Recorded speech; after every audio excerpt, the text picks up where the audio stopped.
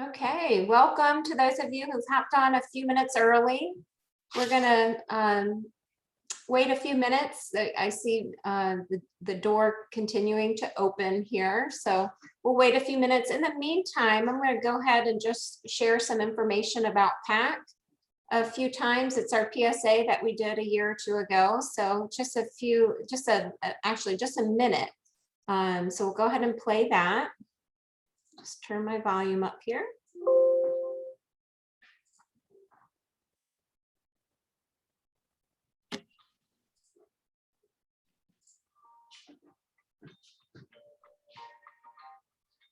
When you drop your kids at school, you can rest easy because you trust that the teacher has been certified to teach. When you visit the doctor, you trust that the doctor has been certified to practice medicine. But what about the people who look after your pets? It may surprise you to learn that most pet care providers have not been certified. If your pet care provider isn't certified, how do you know they're giving your pet the best possible care? You don't. The Professional Animal Care Certification Council is here to change that. PAC is an international not-for-profit organization dedicated to the independent testing and certification of pet care providers. If your pet care providers are certified by PAC, you can trust that they have the expertise needed to properly care for your pet. We love our pets, so if having the best possible care for your pet is important to you, ask your pet care provider to get certified. Good boy. PAC, Professional Animal Care Certification Council. Certification pet parents can trust.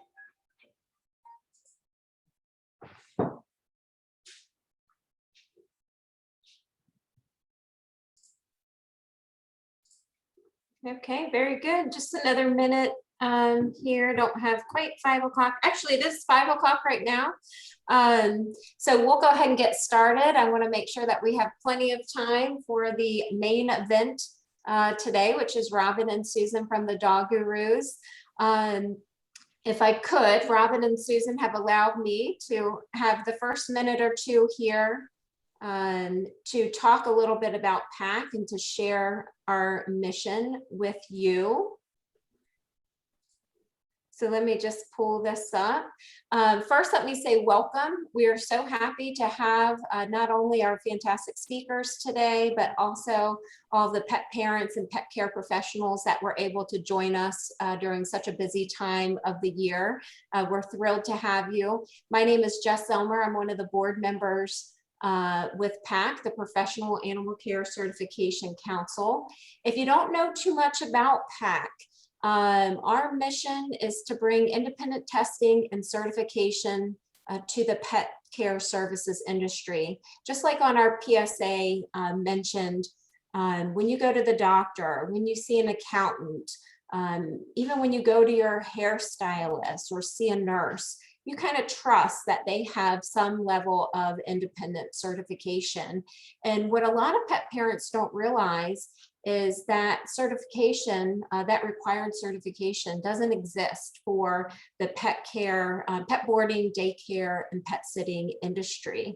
So PAC has brought independent certification to our industry to ensure that your pets are safer, that pet care centers are safer places to be for both humans, canines, felines, and any other furry creatures that may visit them. Let the record show we are a nonprofit, all volunteer staff that have worked many, many hours to bring independent testing to the pet care services industry. Just real quickly, a lot of people ask the question, well, I see certificates on the wall at my pet care provider's location. Is that a PAC certification? There are all kinds of certification that are available in the pet care industry. And we at PAC, we love our certification, but we also love any other type of education and program that pet care professionals put themselves through, but there is a difference between different types of certification. First party certification is, oh, I've been doing this for 10 years. I know everything there is to know. You can trust me. So kind of that person certifying themselves in a way. And then there's a second party certification where maybe they've gone through a course, or maybe they're a member of a group that does some education materials, that you kind of purchase the materials, you study them, and you take an exam. That's a second party certification. How PAC is different, a third party certification, our professionals get their education from wherever they want, books, videos, courses that are offered through various places in their industry, and then they sit for a third-party exam. So an exam that's not administered by PAC, it's not administered by any company that sells testing materials, it's an independent exam. Just like I said, your accountant, your doctor, your nurse would go through. So it really is very different than second and first party certifications. And PAC is the only third-party certification for boarding, daycare, and pet sitting industry. Why is PAC important to pet parents? It can really help you identify individuals that are most qualified, knowledgeable, and committed to providing the best possible care for your pets. And PAC has been around, oh gosh, Susan, you might be able to answer this a little bit better than me, but maybe 7 to 8 years. So there's not a ton of PAC certified professionals out there. So if you don't have one in your area, or your pet care professional isn't certified, it's something to ask about. Most people in the industry will know about it. So give them, ask them about it and see what they think of the PAC certification, and are they PAC certified? Because it's really a certification that you can trust. So thank you, Robin and Susan. We're just always trying to get our message out there. We want pet parents to easily be able to identify safe places to take their pets. So without further ado, I want to say welcome to our guests. Robin and Susan from the Dog Gurus. We're absolutely thrilled to have them with us today to talk to you about how to choose a pet care professional. If you have any questions, feel free to put them in the chat box, or there's a questions box. Feel free to pop those in, and there'll be some time at the end, hopefully, and we'll be able to answer your questions. So Robin, you can go ahead and share your screen, share your volume or sound, and we'll go ahead and get started. I like how you gave me that reminder. Just slip that in. So you don't screw that up, Robin. Don't forget. That's super helpful. Okay, I did. So hopefully when we get to the video, that will work. Thank you, Jess, and the whole PAC board for inviting us on to talk about one of our favorite topics, which is how to choose the best care professional. And I will say why this session is important. Well, the biggest reason is because we know so many pet parents love and care for their pets more than humans sometimes. We all have those special animals in our lives, but I think a lot of pet parents don't realize that not every pet care provider is equal. And this is a scenario where it's a little bit of buyer beware, and we want to help you make the best choices for the pets that you love so much. So that's really one of the things that we like to talk about all the time. The Dog Gurus happens to work with tons of really, really great pet care providers, but we also know there's a whole lot out there that maybe you don't know about or you want to learn a little bit more about. So who are we? My name's Robin Bennett, as you just heard, and Susan Briggs is down next to me, depending on what your screen looks like. She's somewhere on your screen as well. And we co-own a company called the Dog Gurus. The Dog Gurus is a pet care business company that provides dog training services, staff training services, and business consulting to those pet care professionals that you hopefully take your dog to, or of any pet, for boarding or training or grooming or daycare or whatever it is.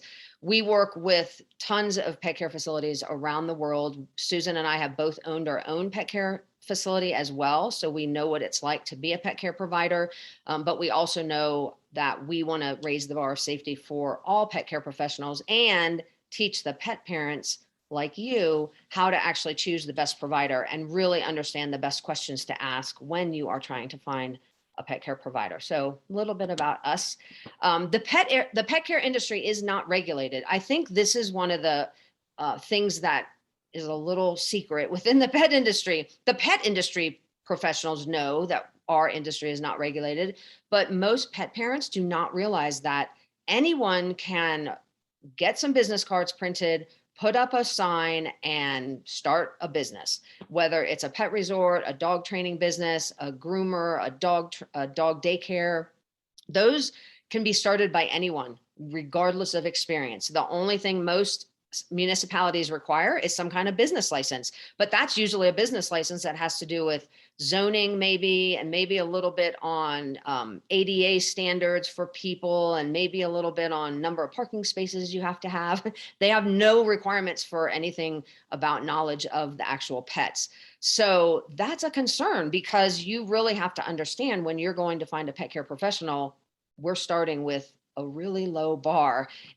You don't know that pet care professional may have a ton of experience and training and hopefully is PAC certified, but they may have just gotten some business card printed the other day and started their business. So you really want to understand what kind of business you're getting yourself or your dog into before you drop your dog off at that business. So this is buyer beware. Anyone can start a business. We want to help you understand the right questions to ask so you can find the best pet care professional. And there's a lot of really, really, really great pet care professionals out there. For starters, you can go to the PAC website and look for their directory. That's a great starting point. There's a ton of really good pet care professionals out there, but we want to make sure that you know how to pick them. And it's not necessarily just which facility looks the most beautiful or which person has the best a la carte services. There's a lot of other things that you want to take into consideration as you're choosing that pet care professional for your pets. So we are going to help you learn today just how to pick the right person for your dog. We want to help you understand the important things you need to know, first of all, about your pet. Those are the easy questions because you probably know a lot of those already. You also want to learn some things about that pet care provider, and then also the pet care provider's team that they have working. If they have other staff members working at that facility, you're going to learn some questions to ask about each of those areas. So when you're going on vacation, you want to have a worry-free vacation. And so the key to doing that and having your pet in the right place is to know what your pet enjoys. So this is a vacation for your pet too. So what does he enjoy doing? What will he enjoy while he's away from home? So Robin and I both love outdoor vacations, but our impressions kind of are widely different, almost opposite on what we consider fun outdoor activities.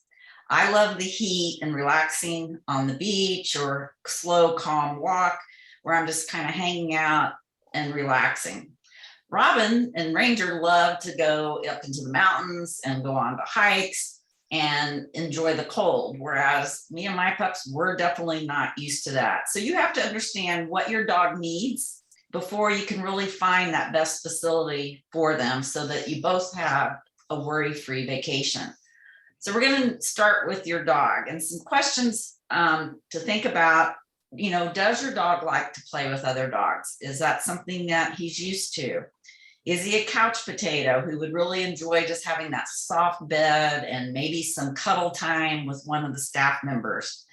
What activities does he enjoy doing? Does he like to be really active and running and exploring and sniffing? So different facilities and different service providers can provide different activities. They can range from long walks.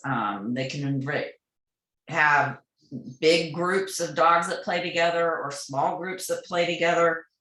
And I've got two dogs, a large dog that's a senior, Archie, and then JJ, who's a smaller dog. And they have very different interests. And in fact, they go to two different pet care centers because JJ prefers smaller groups of dogs together, whereas Archie grew up being around larger groups of dogs. And so, you know, they don't have to like the same thing. So keeping a routine is very helpful for your dog. And so knowing your dog can also age and their interests can change at what they like to do.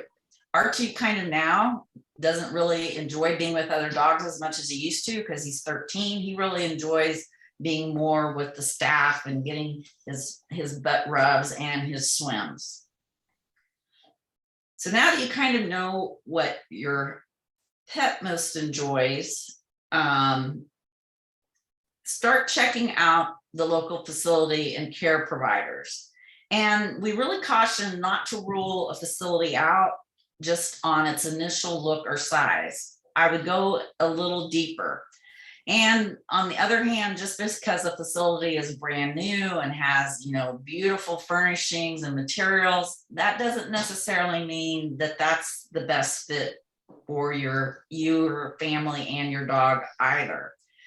The key is to find the place where your dog is going to be happy and be able to participate in the activities that they enjoy doing. And so, you know, if the facility offers a pool, but your dog has no interest in being in the water, that's not really a great thing for your dog or your family.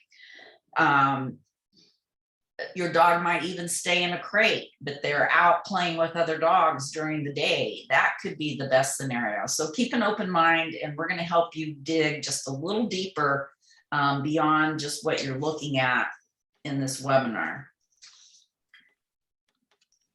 All right, you might not get everything that you would like to have, but you can have a starting point. So we want to make sure, first of all, that the business is operating legally. So they should have that business license that Robin talked about. They should be properly zoned to be providing the care that they're providing. And they definitely should have liability insurance, or with pet sitters and dog walkers, be bonded. So make sure they are a legal business, and just because they've opened the doors does not mean they've taken all those steps. So checking that out first is important. And then you want to make sure that the staff is properly trained, and we're going to give you more information on that as we go along, but at a minimum they should have pet first aid. They do need to understand canine body language and be trained with using appropriate tools on how to manage dogs, especially when they're in group play like daycare. And then you also want to make sure that they are focused on the health and safety of all the pets that come into their center. So they should be asking you for your vaccination records. They should be very open about the cleaning protocols. You should be able to walk in and not smell that it's a dog place. Places that are really focused on cleaning and sanitation take pride in that you can't smell that it's a dog place when you walk in the door. So then you want to look at safety. And this is especially true if you are dropping your dog off someplace and leaving them there, whether it's at a trainer or a groomer or daycare boarding, whatever. You want to look at the safety of the overall facility. And again, I think many pet parents just take this for granted. They just assume, oh, the place is safe. Literally right before this webinar, Susan and I were talking about an incident where a dog was actually killed in a facility because the fence was too high, and a little dog crawled under the fence and got into an area where he shouldn't have been and ended up getting killed. So again, safety is really important. And I would like to just say every daycare or trainer or groomer or pet care provider will figure this out for themselves, but it's worth double checking. You just can't be overly cautious in this area. So looking at that facility design, what is containing the dogs? If you're leaving your dog in a specific area, do they have double gates? That's pretty much an industry standard. If you're putting a dog into another room, and like a playroom, or another room where other dogs are located, usually there's a double gate. You see this at dog parks a lot as well, where there's a gate that your dog goes through, and now he's sort of in what we call an airlock. He's in a double gated area where not quite in the play area, but also not out in the lobby anymore. So that kind of thing. That's actually pretty much industry standard for the safety of the dogs. You don't want to have one door open and dogs are able to jump out or run out through that door. You want to look at fencing, especially if you know if you have a dog that likes to climb fences or scale fences in some way or dig under fences. That is something I would specifically be asking about if I know my dog is prone to that. You might even tell them you don't want the dog outside at all because he's prone to digging out or climbing over a fence. But I would ask about those types of safety measures. I would ask, as Susan said, about vaccinations. A lot of facilities will require the basic core vaccines, rabies, because it's required, at least in the United States, in all states after a puppy's 4 months of age. So that most likely is going to be required. And then there usually are some requirements for things like parvo or bordetella. Some facilities will accept titer testing. So ask about those, but don't be surprised if the facility says you need to bring in your vaccination records. That's actually a good thing because they're trying to make sure that all the dogs are healthy and up to date on their vaccines. But then beyond that, I would be also asking about medical emergency protocols. Typically, when you check into a facility, or are going to leave your dog with someone, they're going to ask you to let them know what vet you use. But then they are also should be telling you if something happens with your dog, if your dog gets sick, or let's say they get a scratch or some kind of injury, what is their policy? Do they automatically take them to your vet? Or do they have a vet they want to use and they're going to take them there? So just knowing that, knowing how soon you get notified if that happens. Because obviously if they're taking your dog to the vet, you should be getting a phone call from them at the same time to let you know that there has been an issue that's happened. And then emergency evacuation procedures. For all facilities, there should be something in place in case of something that could happen in any location, such as a fire. So fire safety, do they have any kind of protocols in place if a fire happens, especially if you're going to leave your dog overnight in a facility? What are the fire safety measures? Are there people on site? If there's no people on site, and there are a lot of facilities that operate with nobody on site overnight. That's not unusual. However, if nobody's on site, do they have alarm systems for monitoring smoke or heat? And where do those alarm systems go? Hopefully to the fire department if it's for fire safety. And then any other emergency evacuation processes or procedures based on the geographic location. So in Virginia, where I had my facility, we were prone to tropical storms. So those kind of high wind situations, and that would mostly knock out power. And so we had protocols in place for that. In Susan's area down in Houston, they get tornadoes or hurricanes. And so having protocols for that kind of a hurricane situation or flooding that happens after a hurricane. In other locations, it might be earthquakes, it might be wildfires, whatever it is. You want to make sure that you understand what the process is if something like that happens while your dog's at that facility. So I don't think you can ask too many safety questions because you really want to make sure that if you're not there, these people are in charge of your pet. And you want to make sure that whatever safety measures you would have in mind for your own animal or your own house, they're doing the same thing wherever you're keeping your dog. And then you want to look at safety for enrollment of dogs. So Susan and I always kind of say, especially if you're dropping your dog off for daycare, if they don't do any kind of enrollment process at all, they're just like, come on in, we love all dogs, we'll take everybody. That's kind of a red flag to me. Like, I want them to ask questions about my dog. I want the pet care provider to be interested in what all those things Susan talked about. What does my dog like? What does my dog dislike?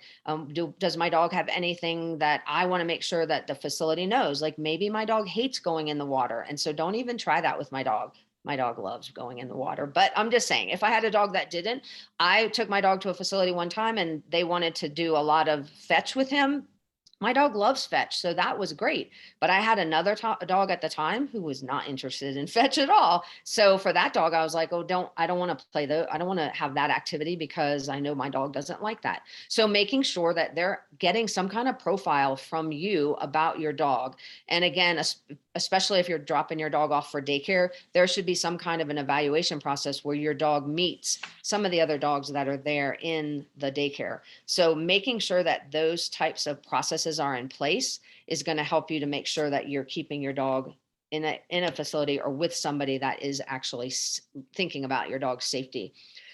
So red flags, again, these are facilities where whether it's a groomer, trainer, daycare, boarding facility, pet sitter, dog walker, if they don't ask you anything about your pet, that would be a huge red flag. I would run the other direction right off the bat, because that just tells me they're just going to take all dogs, treat all dogs the same or all pets the same. And that's just not going to necessarily work.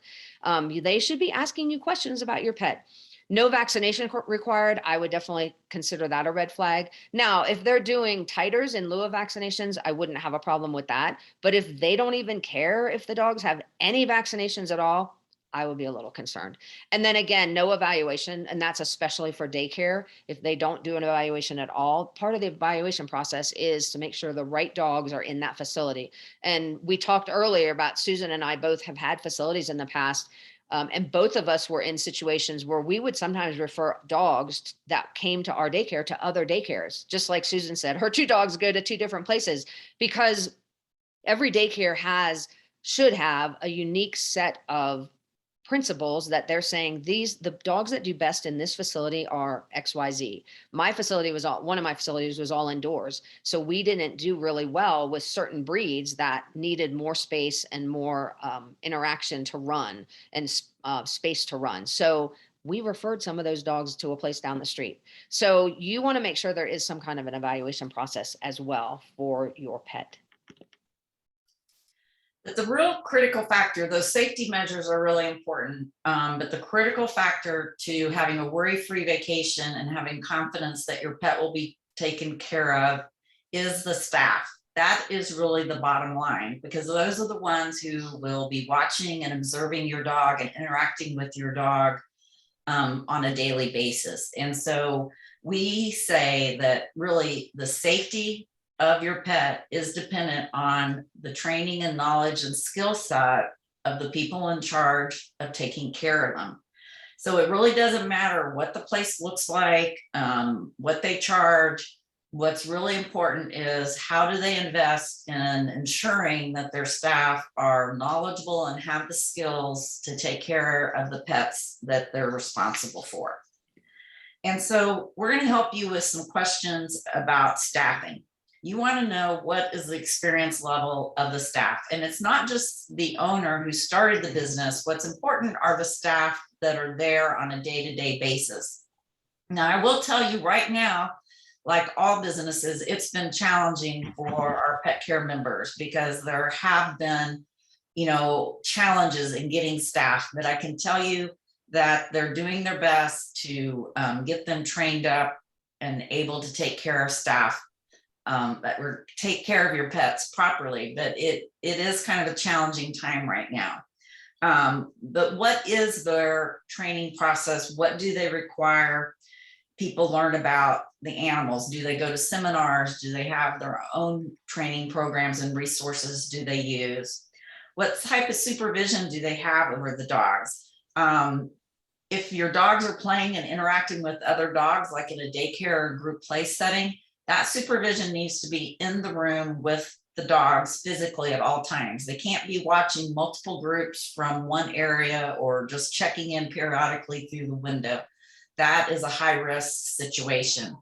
They need to be on site, and there definitely needs to be screening processes that Robin talked about.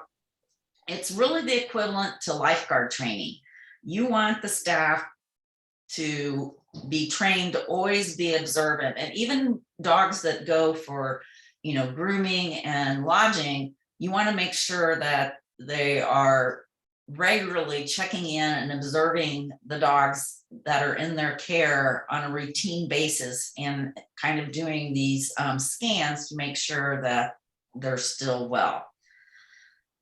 So going back to what Robin talked about earlier, there are no governmental requirements about the training that's required to even open any pet care service business. So it really is dependent on the business owner themselves having a plan in place and a program in place. And so we highly recommend that people that are taking care of dogs need to understand canine body language. That's how the dogs communicate to us. We can tell a lot about their emotional state and even their health just by understanding and reading their body language. They definitely need to understand group play if they're providing daycare services. And so that means they need to know when it's safe to intervene. They need to understand the different play styles and what is play, what is not play. Of course, we often think of basic first aid. That's definitely important, and that's kept up to date. And the more staff members within the facility that get first aid training, the better. If it's only with the owner or the manager and they're not there, that can be an issue. And then, of course, what's best is if they do have some type of certification, like PAC for your dog walkers and daycare staff, lodging staff, pet sitters. Dog trainers have a third-party certification program. Groomers are just starting to get one. So ask about the certifications. If there's not a third-party certification available, what type of second-party certifications are they doing? It's important to really understand the steps that the business takes to educating their staff. And I can tell you, our members, they kind of geek out over education. They're going to seminars, they share that. You see that in their social media. And so people that are really passionate about pet care want this continuing education. So you're going to look for places that have a formal education process, and they're always going to be happy to share the certificates and talk about what they're doing. The other thing is you want to make sure that the management philosophies and that they take are force-free or fear-free. So that is really important for the safety and well-being of your dog. We recommend force and fear-free handling practices. So we want to know, how do they discipline dogs that have an inappropriate behavior? So what you want to hear for force-free or fear-free handling would be like, well, we use obedience cues to call dogs and divert them away, or we use body blocking or distractions. We may even use some short timeouts or leash walks. All of these are fear-free, force-free handling methods that we teach and recommend to the pet care facilities we work with. The things that might be red flag answers would be if they're using shake hands or scruff shakes or body rolls. All of these can be scary either to individual dogs or to all the dogs in the groups. And so we don't think those methods are necessary. You can get the same results using some of these other methods that are force-free. And then just keep in mind that not every dog is a fit to every environment. And so you do want to understand, if my dog isn't happy, what will you do? And that's important. And sometimes it can take time for a dog to get comfortable, but the facility should be communicating and being honest with you how your dog is doing.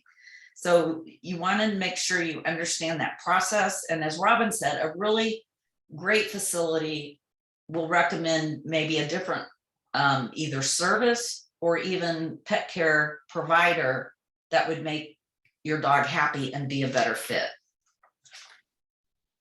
So in staffing numbers, our industry standard for daycare play groups is to have one person to every 10 or 15 dogs, depending on the size and activity level of the dogs, plus the experience level of the staff. So 10 would be the low end for more active dogs, and for less experienced staff, 15 can be handled when you have, we always say, if you have a room full of Cavaliers and a real experienced staff member, 15 dogs is pretty easy to take care of. As I mentioned earlier, the staff does need to be physically in the room with the dogs at all times when they're off leash together. And an industry standard for group classes, they shouldn't be too big either. For one trainer, they need to really only have 6 or 7 dogs in class. That way they can give the individual attention, observation, and feedback to make sure that you're making progress. So these are just some tips, some things to ask when you go in for these services to decide whether it's going to be a good fit for your dog. Now, safe handling is so important, and this really applies to a lot of the different services you may need: training, bathing, grooming, daycare, dog walking, lodging, or pet sitting. You want them to use positive methods. So none of those physical or harsh corrections, no collar corrections. You really don't want punitive tools. You don't want those spray bottles, prong or choke collars. You want your pet professionals to use positive reinforcement, fear-free methods of working with your dog. And that is giving your dog a choice in what is happening. And again, that means they're not going to force them into a pool. They're not going to force them into a dog daycare group. They're going to give them time to do it at their pace and at their choice. And if they don't want to do it, they will never force them to do it. So one of the things that we've seen over the years, and Robin and I have been doing this for more years than we'll tell you, is that good dog handling skills can be taught and can be learned, especially for people that really love working with pets and kind of geek out over understanding their behavior. And these are using positive methods. And so at the Dog Bureaus, we've shared with the industry some leadership exercises that we have found are really effective, especially in dog daycare and play groups. And so every year in February, we have an event called the Daycare Games, where we like to celebrate and see just our regular dog handlers from different pet centers across the country show off some of their key leader skills, which are our dog recall, being able to call the dogs in their groups to them, group sits, which is a lot of fun. How many dogs can they get to sit with them? And gait management or control. That's an area where you can have a lot of high arousal and excitement from dogs and injury. So we work on gait management. And they're doing this just from having a relationship and bonding and praising the dog. They're not using treats. And so it's kind of like the Olympics. So we want to show you this video where you can see how great some of these handlers are using positive methods.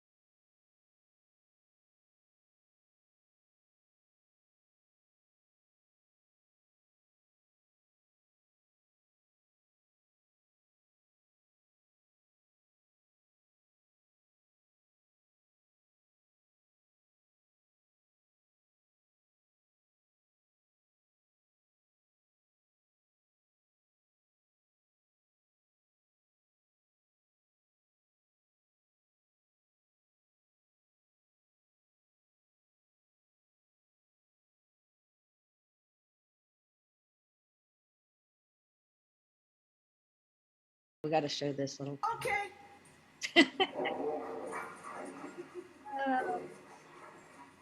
Okay, that's fun.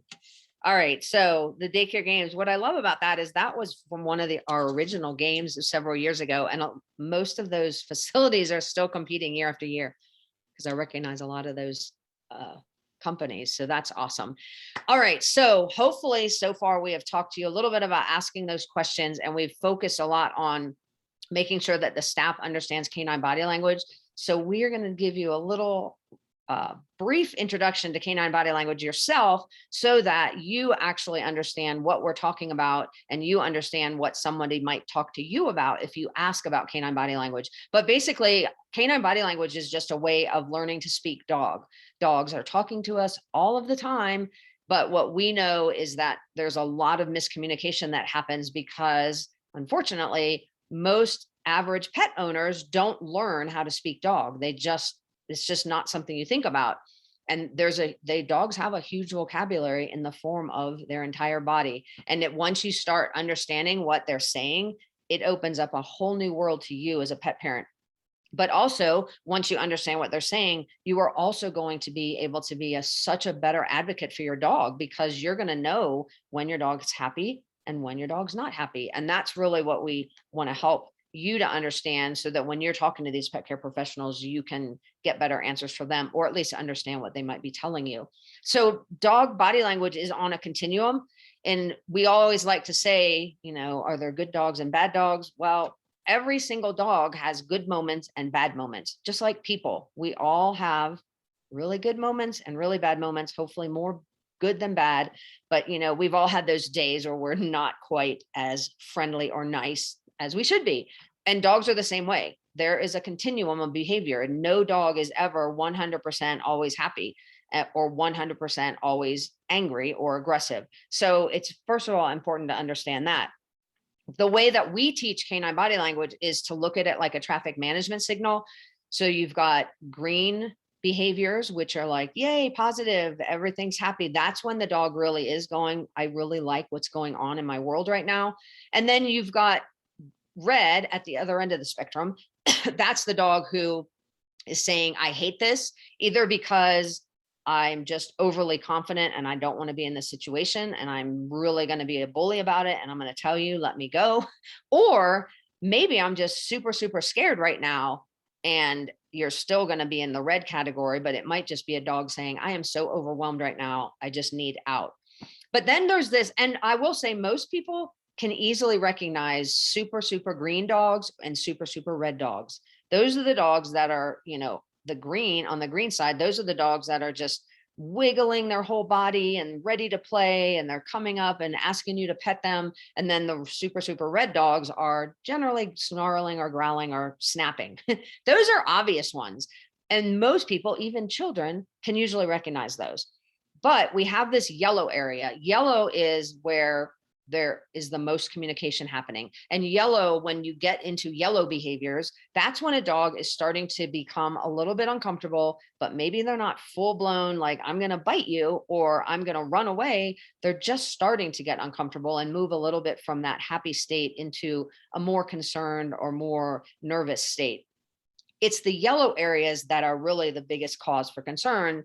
And that's what you want to make sure that you're able to start identifying in your own dog, just day to day, but also in your dog when you're taking them someplace. Are they starting to show yellow signals wherever you take them? You take them, are they happy when you go to the vet's office or to the groomer or to the trainer? Are they happy when they're working with individual pet care professionals? Because hopefully they are. And it might take them a little bit of time to warm up, but hopefully you're seeing their behavior, even if they are scared when they first get there. Let's say they're showing some red behavior, a good pet care provider is going to give them a little time, give them a little space, and you'll start to see that relationship change and the dog hopefully become more comfortable. And that's what we want to make sure you're looking at. So this is just another way of showing that body posture continuum I just talked about. If you look in that lab in the center, neutral and relaxed posture, not really doing anything, just kind of hanging out, that's that green area, the green traffic management signal. Or another way of saying it is that is the dog who's saying, I love it. I love what I'm doing. I'm really happy right now. As you move from that center to either end of the spectrum of that continuum, you're going to move through yellow into red.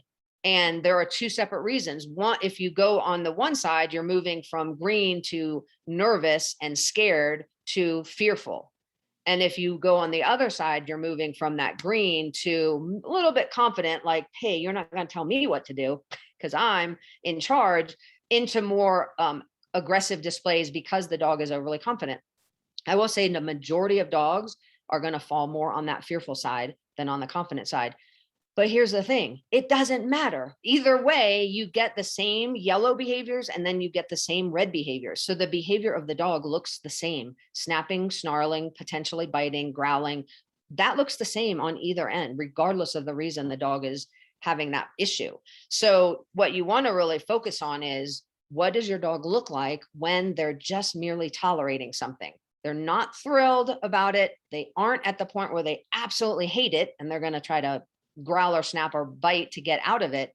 They're just kind of going, not really happy right now. And that we would consider that tolerance. We don't want any pet care provider to be just okay with a dog who's merely tolerating anything they're doing.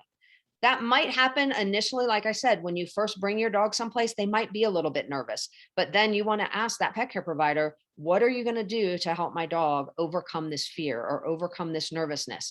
And a lot of that will involve giving the dog some space. It might involve giving the dog some time, but you want to see that dog change from not really happy to, hey, this is a really cool place. So you really want to focus on those yellow signals. Unmute myself. We're going to let you guys practice. And what's really cool we've learned is that you can read body language and pictures. So here we have two pictures of the same dog and their family. So do you think the dog on the left is loving the interaction, or the dog on the right is loving the interaction? Which one? Because one of these pictures, the dog is loving it, and the other one, they're just tolerating it.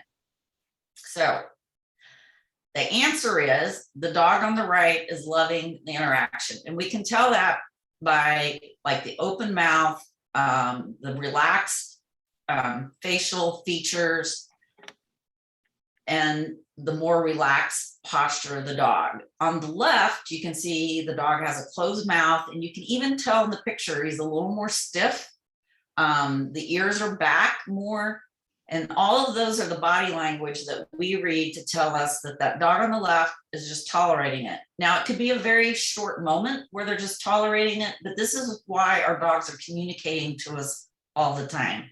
And it's probably because she's hugging them. And as much as we love to hug our dogs, they usually just tolerate it from us. So it's one of the things that we learn. So let's look at another picture. Here we have a person who's walking her dog. Is this dog loving it or tolerating it? And we would say the dog is loving it. You can see that he's looking up, making eye contact with his owner. Again, he kind of has that open mouth. It's like, what are we going to do next? Where are we going? I love to go places with you. So this is a happy dog who's loving the interaction. How about this dog? He's being petted, and we think dogs love to be petted. Is this dog loving being petted or just tolerating it? And if you said tolerating, we would agree with you. You can see again, kind of that direct stare. There's more stiffness in the face, the closed mouth. I would probably quit petting this dog. And I'd be watching to see other cues that he's giving that I'm not really loving this. I am just tolerating it, but we don't know when that moment could stop and push him into more red behaviors on the continuum. So why does this matter? The best way to know the emotional state of your dog, is he happy, is to look at his body language. And so any pet professional should be able to tell just by glancing at your dog what he's communicating, when he's happy, when he's not. Is he nervous? How frequent is he nervous and unhappy? How does he have more good moments or more tolerating moments? Because you really do want your pet to enjoy all the interactions that they have with their pet professionals and not just tolerate them.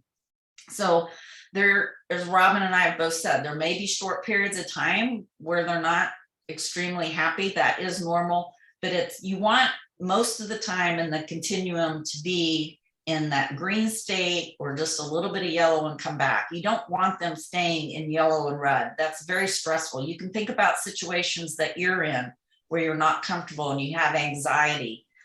It's when you start to actually get sick. And so that's why we really work with pet professionals to read the body language. And when you see yellow happening, what can you do to help bring that dog back to green? And that's what a professional will do. And they'll be happy to talk to you about the training they've done and the actions they take to ensure your dog is happy and enjoying the interactions as much as they can. And that's especially, I think, true when you do have a dog that you know is a little bit fearful. So I just actually, when I had my facility, I just had this conversation with a whole group of pet care providers about 3 days ago, but it also happened at my pet care facility. And that is, you have a dog that comes into the lobby and maybe your dog's a little bit like, I don't know where I am right now, but it's not a good place, I think. Like that's might be what your dog is thinking. Your dog might even hide behind you. And now you have that pet care professional come up and say, hello, welcome to be here. If that were me, I'd be looking at your dog and saying, your dog is clearly hiding from me. I am not going to force myself on your dog right now. So I would probably bend down, maybe turn a little to the side, maybe toss some treats the dog's way. And I'd be telling you, we're so happy you're here. We really want to work with your puppy or your dog. And I'm just going to give them a little bit of time to get a little more comfortable.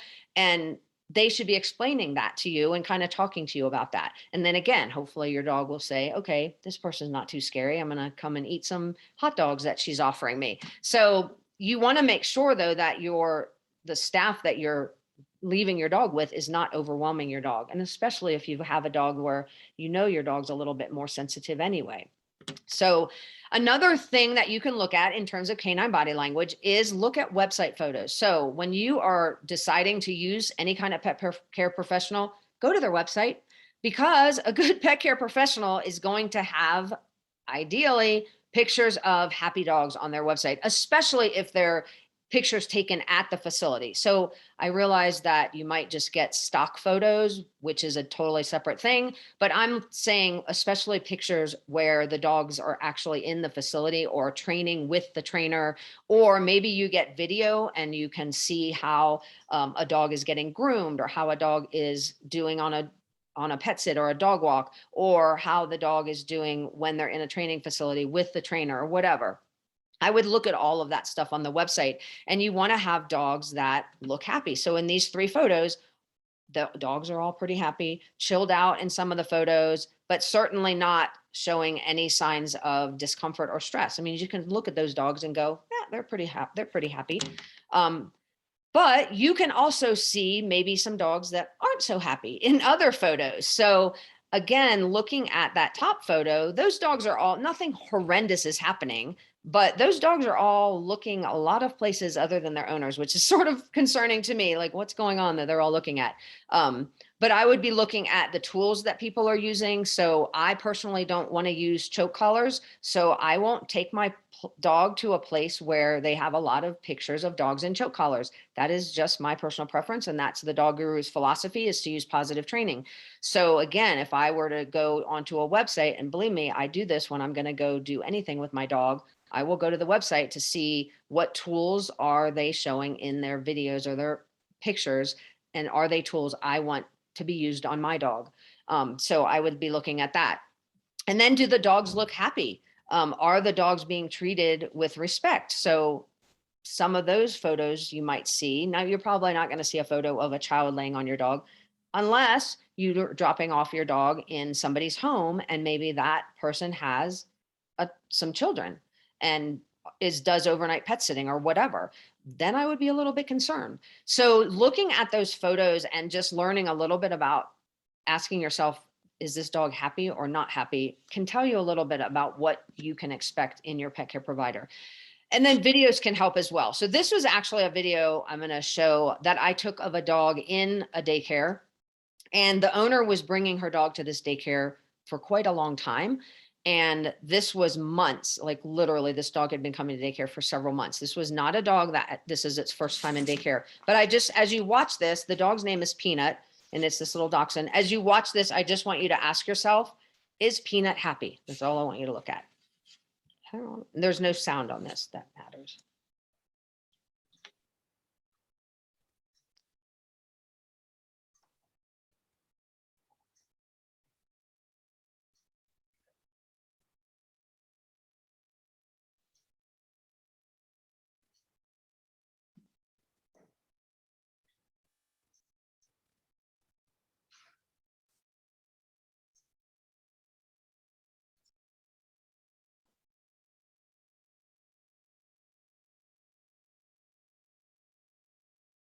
So this is pretty much how Peanut spends his entire day in daycare.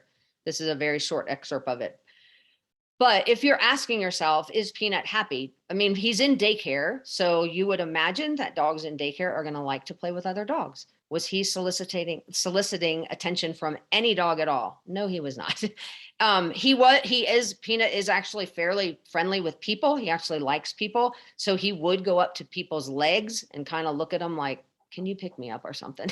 He looked at the camera operator, which was me, multiple times. I did not know Peanut. He was looking at me because I was the only one paying any attention to him, because I was videotaping him and because he likes people. So he would look up at the camera. But if you look at some of the canine body language stuff, his tail is tucked under his legs. That's a common, easy signal to see when you have a dog that's tail's tucked under. Usually they're a little bit more nervous. His mouth is closed, which again, that open mouth, closed mouth that Susan talked about in the earlier photo is an important signal. But then he's also just pacing. He's just kind of looking for a way out. Now, if this was Peanut's first day in daycare, I might say Peanut just needs a little more time. But I would also probably also be saying, let's put him in a smaller group. Let's put him with a dog that he might want to play with, or maybe let's give him another activity. Like maybe I should just find some people to hang out with him. But I would not necessarily say he can't come back. This, however, was after months of daycare. This is all he did all day long. That is not a good environment for Peanut. And somebody needs to be that Peanut's advocate. So if you have video, if you happen to have video, or you watch your dog and they're doing this nonstop, the pet care professional should be saying to you, you know what, your dog, this is not the best environment for your dog. Either we recommend another facility, or if they have other services, which a lot of facilities have now, they might say, rather than daycare, we might want your dog to do some enrichment activities where they get a lot more one-on-one, or maybe they're going to get exclusive one-on-one. So we had some dogs that, like Peanut, that just hung out in the office with us because they loved it up there. And that was the best activity for them. So just making sure that you're understanding that your dog is happy, and every pet care professionals should be giving you the truth about that. But I would also want to see some photos that show my dog is happy, or see some videos, or if you can look in occasionally when you come to pick up your dog, is your dog happy? Does your dog interact with the staff? Are there dogs that the staff is saying, like, these dogs are really great friends with your dogs? Like those kinds of questions you really want to make sure you understand. And then if you're working with your dog, doing grooming or training or pet sitting, same thing. Are they happy to see the groomer? Are they happy to see the trainer? Are they willing to go up to them and approach them and interact with them? Because if they're not, then that would be a red flag to me. So, and I do realize that in some situations, groomers and veterinarians are in this boat as well, where sometimes they have to treat whatever issue, or they have to, groom your dog for whatever issue. But in both of those situations, a good vet and a good groomer are going to take some time with your dog.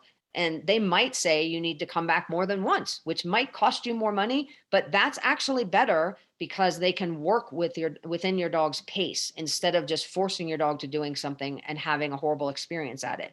So you really want to make sure you're asking those questions and really making sure that your dog is given a choice on some of these things when it's appropriate to do so, which, unless it's a dire emergency, I would say it's appropriate to make sure your dog is being treated well. We hope we've given you some good information that will help you find those professional pet care providers.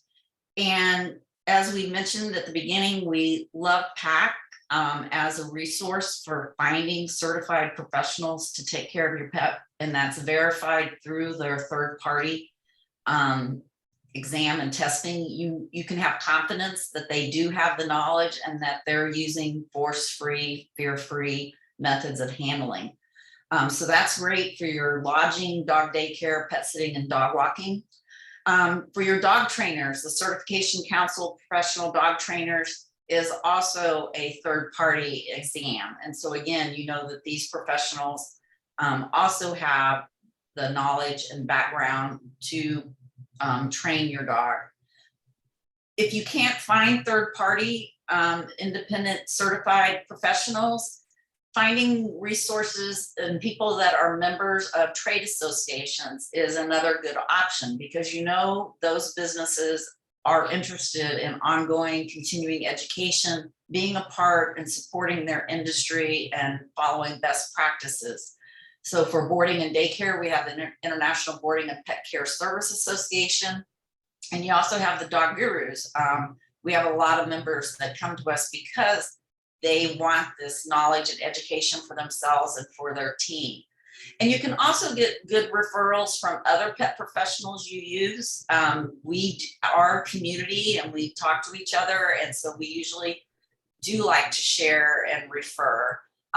Friends and family also, if they've had good experiences, can be good resources as well. But use the questions that we've talked about, and then also observe how your dog interacts.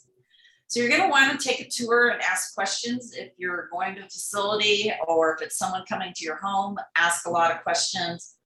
You definitely want to look around, observe and smell how clean the facility is, knowing those staff ratios. If your dog's going to participate in daycare or play groups, ask them, how do you decide what to do with my dog? As we said, pet professionals love to talk about our screening processes and all the different services that we do. We are going to recommend to you what we found your dog enjoys. What are the screening requirements, either health-wise or dog-wise, to ensure that they're being put in with groups that are safe and going to stay healthy? What training does your staff have or will they get? The facilities that love education and training, they're putting that out in their social media. So look at the social media accounts of pet professionals that you're considering. You know, how do they provide continuing education? There's a lot online, there's seminars people go to, even lunch and learns are great, done in-house for the teams. When is the dog left unsupervised? And then what safety and evacuation and measures do they have in place in the event something happens? How do they discipline dogs? That's so important, and will give you a lot of clues, and listen for any of those red flag answers. And then how do they handle a dog that doesn't want to do something that you want them to do? Are they going to force them to get it over with, or are they going to go at the dog's pace? And like Robin said, you might have to come back. You might only get one nail trim the first visit, but they're going to be patient, and you may have to do it slow until they can come around and be easier to handle and deal with. So ask questions just like you would if you were dropping off your child at daycare. So we work with so many great professionals that the dogs that come there love it. They ask them, when can we go back on vacation? And the pet parents have those worry-free vacations. I mean, to me, that was the biggest compliment I got from my clients was, we never took vacations until we were bringing my pet here. And now we trust you and we have worry-free vacations. And we know we hear that from a lot of the pet professionals that we work with. So you can find these great professionals. It just takes due diligence on your part and finding that good fit of someone who offers the services that your dog does enjoy. So I think Jess will come back now and we're happy to answer questions. Yeah, thank you. If you could stay on just a couple more minutes, we do have some great questions. Really quickly, for our PAC certified professionals that might be on the webinar today for your continuing education unit for attending tonight's webinar, the code is C as in cat, 210280. CC 210280. Robin and Susan, this information was so great. We are getting so many positive responses in the chat box, so we do appreciate it. The other thing I wanted to mention, your checklist there was great. We do have a similar type of checklist at our website, paccert.org. So they had it up there a minute ago. So if you want something to kind of take, and it's a little checklist that you can take with you, you can certainly do that. You can find it at paccert.org and just click on the tab for pet parents. We did have some questions that came in. If you've got a couple more minutes, a few questions concerning kennel cough. So I thought that might be a good thing to address. One participant wrote, "My dog got kennel cough the last time he boarded. Should I be concerned?" Another similar question along those same lines: should places have an area that they can quarantine dogs that become sick? What are your thoughts on that? Well, I'll start with that. So kennel cough, which we actually like to call canine cough, because it's not always in a kennel where a dog receives that. Typically, we've worked with enough facilities that when there is a situation where canine cough is in a facility, 9 times out of 10, it is in the entire community, which means if you were to call a whole bunch of veterinarian offices or a whole bunch of other pet care facilities, they would probably have it too. So it is something that a lot of pet care providers do require a Bordetella vaccine to help prevent it or to help a dog get a lesser case of it if they do get it. But the reality is it's sort of like the flu shot. I can get a flu shot and I still might get the flu. So it is not something I would be overly concerned about. I would definitely want to know if there is an outbreak in a facility, like the pet care provider should be telling people if they have had an outbreak, because it is contagious. But most facilities don't necessarily even close down, because people will make their own decision if they want to go there or not. Certainly if your dog has some kind of a compromised immune system or whatever, or is older, that would be really a deadlier disease than it would be on average. I would be concerned about that. So that would be my first thought.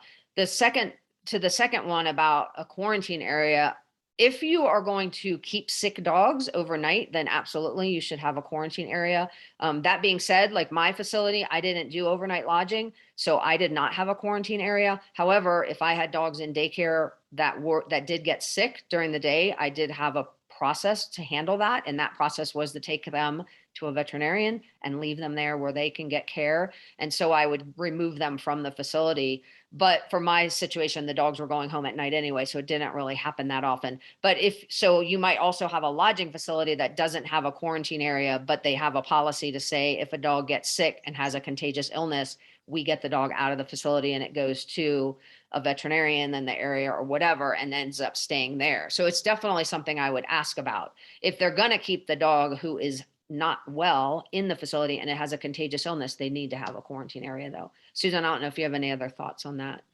No, you answered it really well. I think that what's important to understand is even the best professionals cannot 100% prevent that a pet will never get a communicable disease. So cleaning protocols and all that minimize it.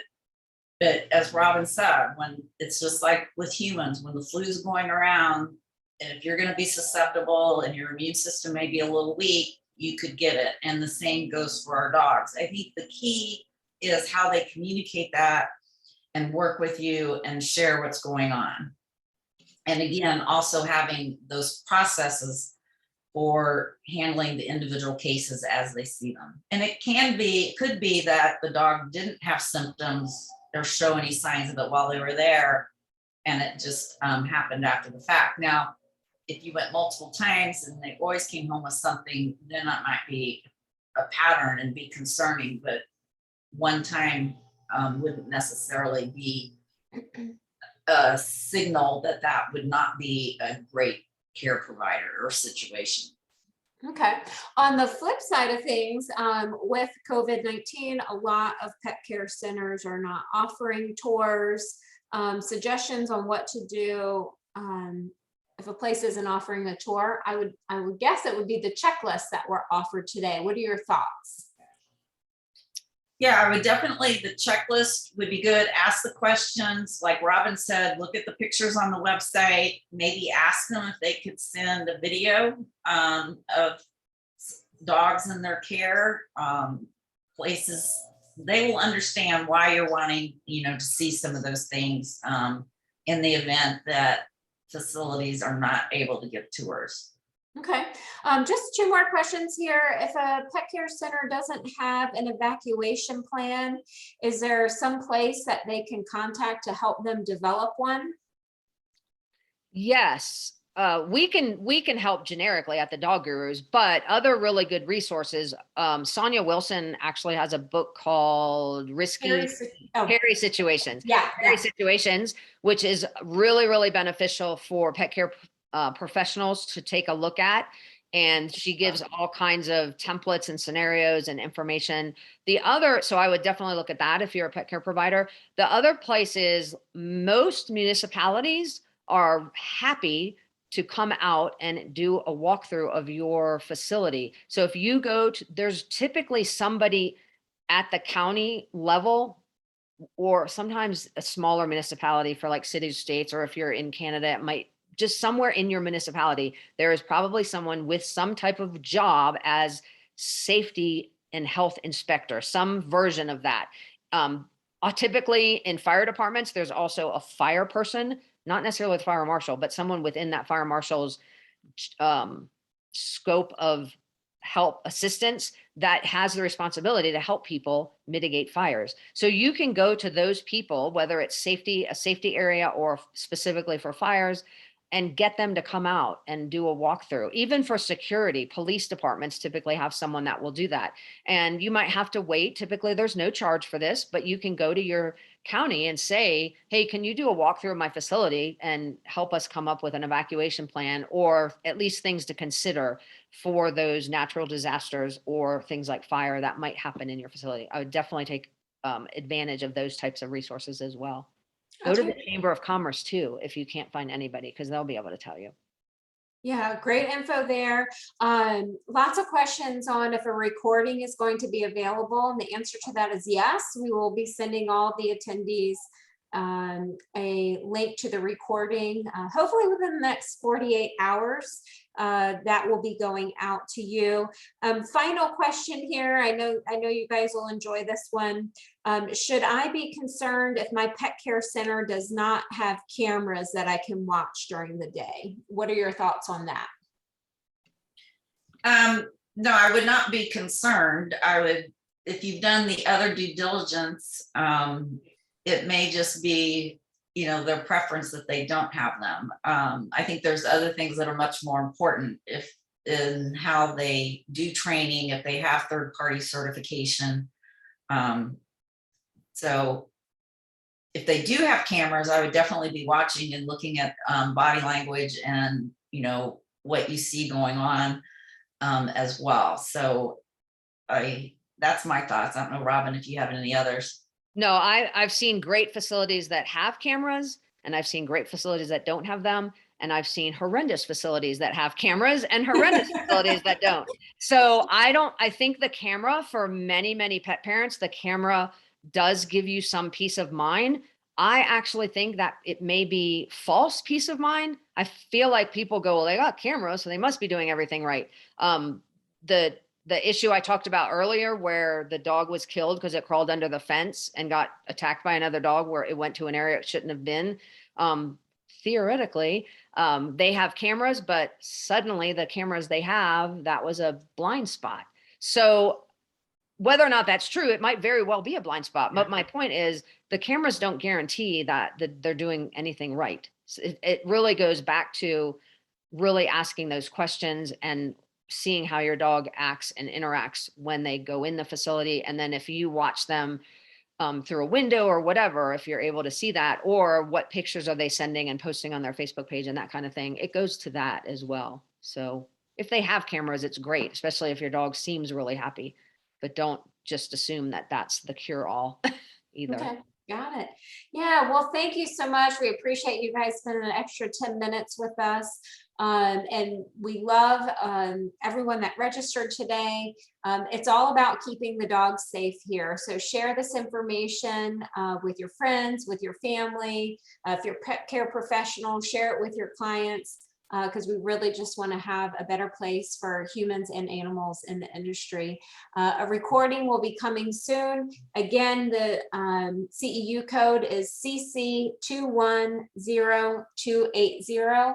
Thank you, Robin and Susan, for getting on with us in the late evening. We really appreciate the great information. Yeah, thanks for having us. All right. Thank you, everybody.